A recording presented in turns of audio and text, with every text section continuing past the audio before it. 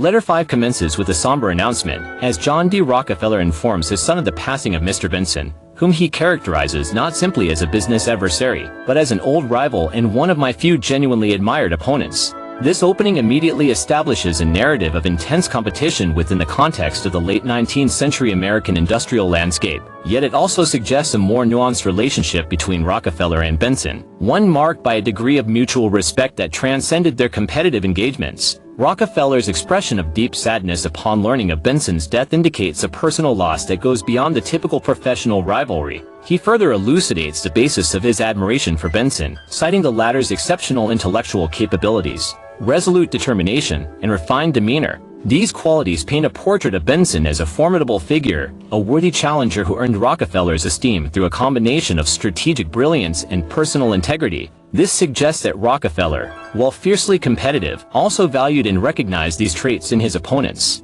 To illustrate the complex dynamic between them, Rockefeller recounts a particularly memorable exchange. He describes a conversation that occurred after a strategic alliance was formed between them, during which Benson offered a striking, albeit somewhat ambiguous, assessment. Mr. Rockefeller, you are a businessman of remarkable strategic acumen and considerable forcefulness, while the prospect of succumbing to less capable or scrupulous competitors would have been deeply disheartening, akin to being subjected to an act of robbery. Engaging in competition with an individual of your caliber, regardless of the outcome, provides a genuine sense of intellectual satisfaction. This quote reveals Benson's acknowledgement of Rockefeller's strategic prowess and his willingness to employ assertive tactics, while simultaneously conveying a sense of respect for Rockefeller's skill in the intellectual challenge he presented.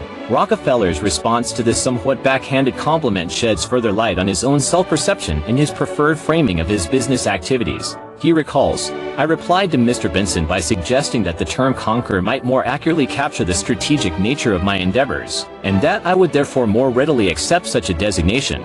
This subtle but significant correction reveals Rockefeller's desire to portray his actions, not as predatory or exploitative, but rather as calculated and strategically driven efforts to achieve dominance in the pursuit of overarching objectives. He then broadens the scope of his narrative, providing a broader context for his competitive activities and highlighting the scale of his ambitions. I have always held a profound admiration for those warriors who engage in valiant combat against worthy adversaries, he states, and Mr. Benson certainly embodied this spirit. He then recounts his earlier successes in the transportation sector, a crucial component of his strategy to control the oil industry. Prior to engaging in competition with Mr. Benson, I had successfully consolidated my influence over the nation's most prominent railroad companies, having effectively neutralized the Pennsylvania Railroad Company, at that time the largest, and the Baltimore and Ohio Railroad Company, the fourth largest. This assertion underscores the scope of Rockefeller's strategic vision and his willingness to confront powerful entities to achieve his aims.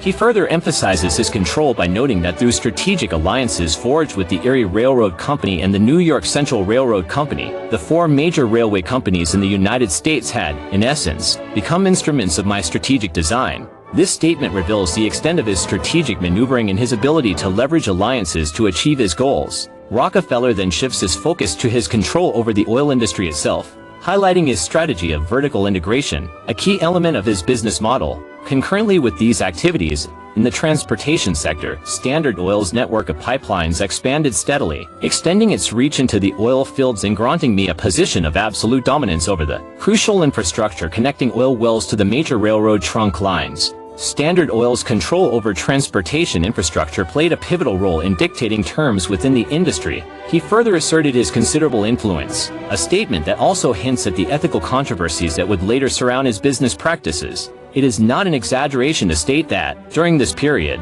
my influence extended to all facets of the oil industry, encompassing extraction, refining, transportation, and market control. The fate of oil producers and refiners rested largely upon my decisions. I possessed the power to either enrich them or render their enterprises economically unviable. However, he acknowledges that my authority was not universally acknowledged, and individuals such as Mr. Benson dared to challenge my position, a statement that returns to the theme of competition and the respect he held for those who dared to oppose him. Rockefeller continues his exploration of the dynamic interplay between planning and action, focusing on the essential role of proactive engagement in achieving desired outcomes. He begins by acknowledging a commonly recognized principle stating that while the acquisition of knowledge possesses inherent value, its true potential remains unrealized without the crucial complement of practical application. This assertion underscores the importance of translating intellectual understanding into tangible results, a theme that resonates across various fields, from philosophy to business strategy.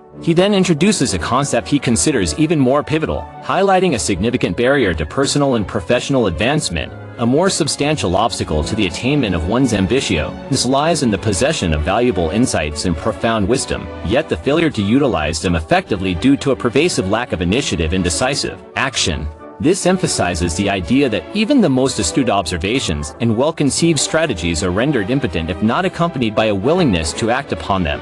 Rockefeller refines his perspective on the relationship between planning and execution, advocating for a synergistic approach rather than a mutually exclusive dichotomy. He contends that effective planning and purposeful action should not be viewed as competing alternatives, but rather as interconnected and mutually reinforcing elements of a cohesive and iterative process. This viewpoint suggests that strategic thinking and practical implementation are complementary forces, each contributing to the overall success of any endeavor. He issues a cautionary note against the dangers of excessive pre-planning, stating that an undue emphasis on protracted and meticulous planning, pursued at the expense of timely and decisive action, ultimately leads to a counterproductive expenditure of valuable time and resources. He highlights the risk of becoming ensnared in a cycle of perpetual preparation, where the pursuit of an idealized plan becomes an impediment to initiating any meaningful work. This concept is relevant to modern business discussions surrounding agile methodologies and lean startup principles, which often prioritize iterative development and continuous improvement over rigid, upfront planning. Rockefeller, demonstrating a practical understanding of the limitations of foresight, acknowledges that while meticulous planning undoubtedly constitutes a valuable and essential initial phase in any undertaking, it is imperative to recognize that no plan, regardless of its level of detail or comprehensiveness, can provide an absolute guarantee of future success or perfectly anticipate the full spectrum of variables that may influence the eventual outcome. This recognition of inherent uncertainty underscores the importance of adaptability and responsiveness in the face of unforeseen circumstances. To further elucidate the necessity of action as a fundamental driver of progress, Rockefeller employs a relatable analogy drawn from the game of golf: the successful progression through any complex endeavor, much like the navigation of a golf course, is inherently sequential, demanding the successful completion of each preceding stage before advancing to the next. One cannot effectively reach the final objective without first traversing the necessary intermediate steps. This analogy effectively communicates the principle that large-scale accomplishments are typically achieved through a series of smaller, deliberate actions, each building upon the previous one. He further reaffirmed the primacy of individual initiative and personal agency in shaping one's destiny. Action, in its various manifestations, serves as the indispensable catalyst, possessing the unique capacity to transform abstract potential into tangible results. Without the driving force of purposeful action, even the most ambitious and meticulously crafted aspiration remain confined to the realm of unrealized possibility. However, he tempers this emphasis on action with a pragmatic acknowledgement of the inherent risks and uncertainties involved in any undertaking, stating, while an absolute assurance of success is often unattainable, the most prudent and effective approach typically involves embracing the inherent compromises and imperfections of real-world situations, and cultivating an unwavering commitment to the diligent and resolute execution of one's chosen path. This final assertion encapsulates the core message of this segment, that while strategic planning is essential, it must be coupled with a proactive and decisive approach to action, recognizing that both are crucial for navigating complexity and achieving meaningful outcomes. Rockefeller continues his exploration of the competitive dynamics within the oil industry, providing a specific case study that illuminates his strategic thinking and the challenges he encountered. He begins by acknowledging the formidable nature of a particular rival, Mr. Benson. Rockefeller recognized Benson as a competitor of considerable stature, whose ambition and strategic acumen presented a significant challenge to Rockefeller's own dominant position within the oil transportation network. This acknowledgement immediately establishes the context of intense rivalry that characterized the late 19th century oil business, a period when control over transportation infrastructure was paramount to industry influence. He then delineates the precise nature of the competitive threat posed by Benson. According to Rockefeller's account, Mr. Benson's strategic objective centered on the construction of a 110-mile oil pipeline extending from Bradford to Williamsport, Pennsylvania. Rockefeller viewed this development as a direct challenge to his established interests, perceiving it as a threat that could divert crucial transportation routes and provide alternative market access or independent oil producers concerned about Standard Oil's growing influence. This explanation highlights the strategic importance of pipelines as a means of circumventing Rockefeller's control over the railroads, which he had extensively leveraged.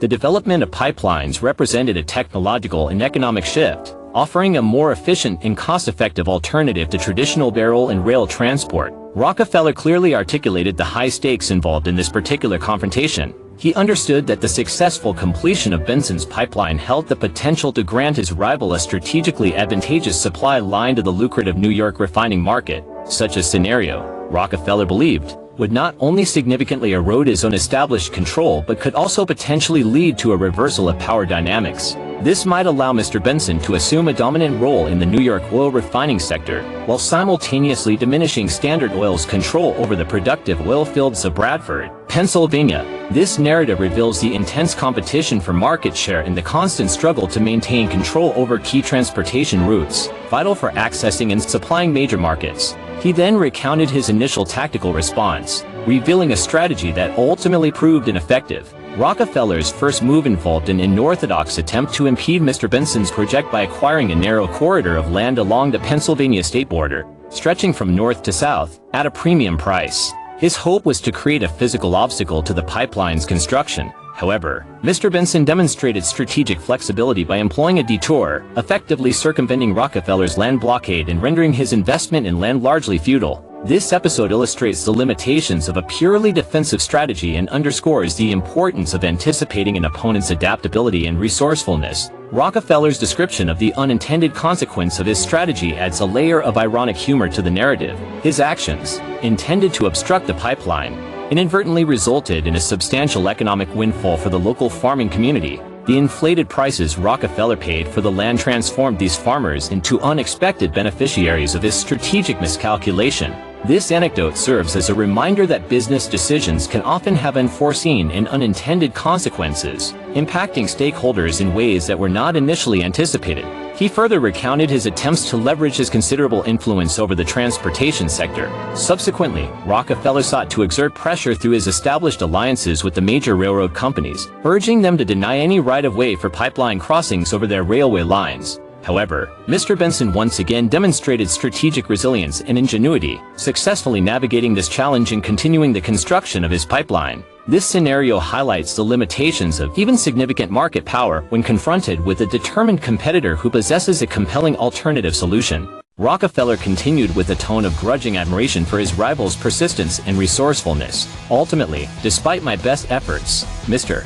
Benson's pipeline project came to fruition, and I was compelled to acknowledge his emergence as a figure of prominence and admiration among the independent oil producers, who saw him as a champion of their cause and a symbol of resistance against Standard Oil's dominant influence. This admission reveals a capacity for recognizing the strengths of his adversaries, even within the context of intense competitive rivalry, and acknowledges the limitations of his own power in the face of innovation and determination. Rockefeller continues to offer a strategic perspective on the competitive landscape of the oil industry, providing a specific case study that illuminates his approach to business and the challenges he encountered. He begins by acknowledging the formidable nature of a particular business rival, stating, "I recognized in Mr. Benson a competitor of significant strategic acumen and ambition, whose endeavors presented a considerable challenge to my established position of dominance, particularly within the crucial domain of oil transportation infrastructure." This introductory remark immediately sets the stage for a discussion of the intense rivalry that characterized the industry during the late 19th century,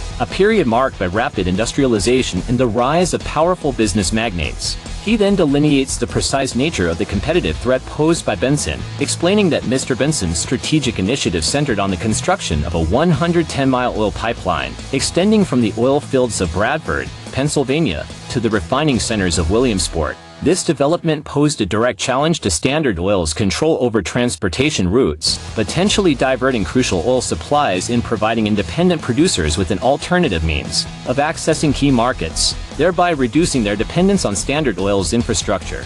This explanation underscores the strategic importance of pipelines in the 19th century oil industry, as they represented a technological advancement that offered a more efficient and cost-effective alternative to the established dominance of railroads in oil transportation. Rockefeller's control over railroads was a key element of his business strategy, and Benson's pipeline directly threatened that control. Rockefeller continues his discourse on the dynamics of competitive interaction, framing it as a fundamental struggle that demands a resolute and proactive approach. He opens by asserting that every significant competitive encounter should be understood as a decisive confrontation, a pivotal event that plays a crucial role in determining the ultimate course of one's destiny. This dramatic framing underscores the high-stakes nature of business competition, particularly in the intensely competitive environment of the late 19th century, where market dominance often translated to immense wealth and influence. He then employs a forceful and militaristic metaphor to convey the imperative of unwavering resolve and the dire consequences of yielding to pressure. To retreat, to yield ground in the face of competition, is tantamount to surrender, and such a surrender inevitably leads to a state of subjugation, where one's autonomy and control are irrevocably compromised.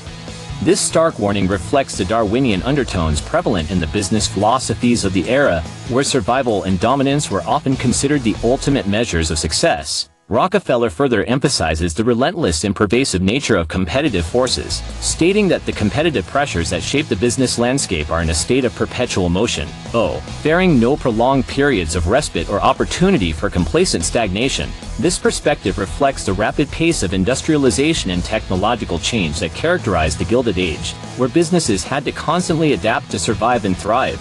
He then articulates the necessary response to this relentless competition. The only viable and effective response to these ever-present challenges is the cultivation of an indomitable spirit, a resolute determination to confront all forms of competitive pressures with unyielding fortitude, and a sustained state of heightened alertness and enthusiastic engagement. A failure to cultivate these qualities is likely to compromise one's effectiveness. This reflects a philosophy that values mental toughness, resilience, and a proactive stance in the face of adversity. Rockefeller then shifts his attention to the strategic awareness required to navigate competitive situations effectively. He states that a crucial element of strategic success in any competitive arena is the ability to maintain a state of heightened awareness, constantly vigilant for any attempts by rivals to weaken one's position or undermine one's strategic advantages. The very perception of such an attempt marks the commencement of a critical phase of strategic engagement. This emphasizes the importance of anticipating and reacting to competitive threats. He further underscores the need for a pragmatic and calculated deployment of resources. At this critical juncture, a comprehensive and realistic assessment of one's available resources becomes paramount, coupled with a recognition that excessive sentimentality or undue deference towards one's opponent may ultimately prove detrimental to the pursuit of one's own strategic objectives. A judicious and strategic allocation of all available assets is therefore essential to secure a favorable outcome in this competitive struggle. This pragmatic, even ruthless, approach to competition, while effective in achieving dominance, would later draw criticism for its perceived ethical shortcomings. Rockefeller then introduces the concept of self-reliance as a fundamental prerequisite for sustained competitive strength. While courage and strategic acumen are undoubtedly valuable assets, in the competitive arena, true and enduring success necessitates the cultivation of inherent personal strength and unwavering self-sufficiency. He employs a physical analogy to emphasize the importance of independent capability. To rely solely on external support or assistance is analogous to relying on crutches. While they may provide temporary aid, they cannot replicate the inherent strength and functionality of well-developed physical limbs. One must possess the capacity to stand firmly on one's own feet, to draw upon one's own internal resources and abilities, and to navigate challenges with a sense of self-reliance. This reflects the strong emphasis on individualism and self-reliance that was a prominent current in American thought during Rockefeller's era, particularly within the context of the expanding frontier and the rise of industrial capitalism. He concludes by reiterating the necessity of developing personal competence and resilience. Therefore, in instances where one's inherent capabilities are deemed inadequate to provide the necessary RT and strength, the appropriate and effective response is not to surrender to defeat, but rather to diligently cultivate and refine one's skills and abilities, striving to fully realize one's potential and meet the demands of the competitive environment. This final exhortation reinforces his belief in the transformative power of self-improvement and the importance of taking responsibility for one's own development. Rockefeller ends this segment by invoking the hypothetical agreement of his deceased rival, Mr. Benson. I am confident that Mr. Benson, were he able to offer his perspective from beyond the realm of mortal competition, would readily concur with this assessment of the principles governing success in the competitive arena, suggesting a shared understanding of the strategic realities of business, even amidst intense rivalry.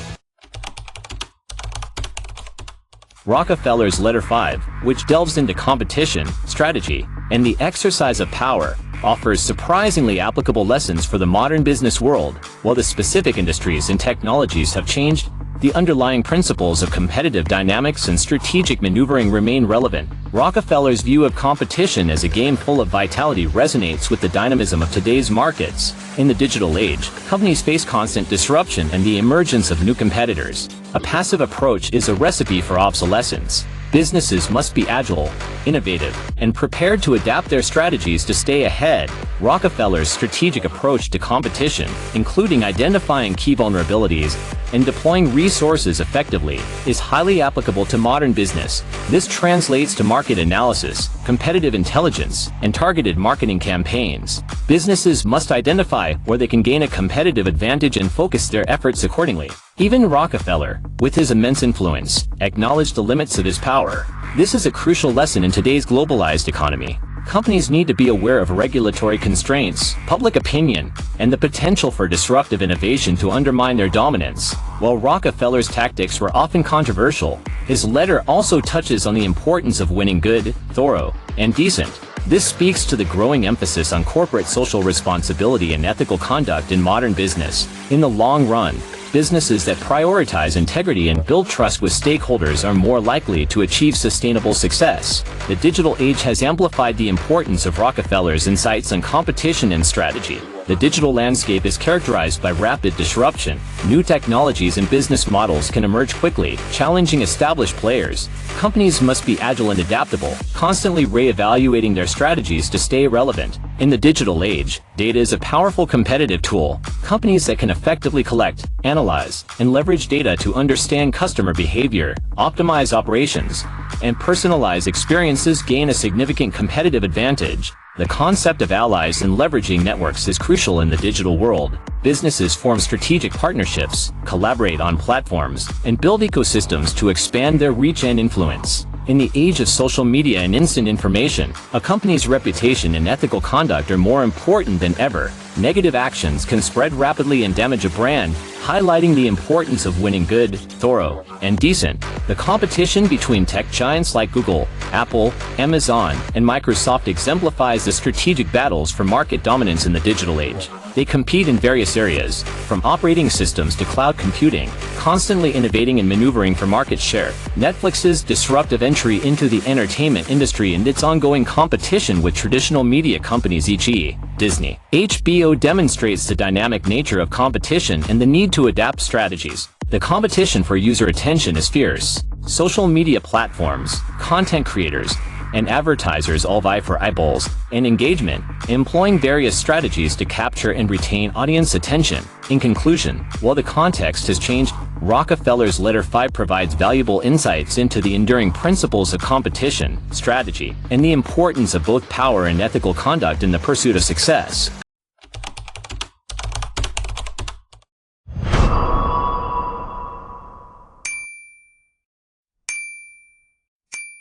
Rockefeller talks about predators and conquerors in business. Do you think these are accurate or helpful ways to describe competitive strategies?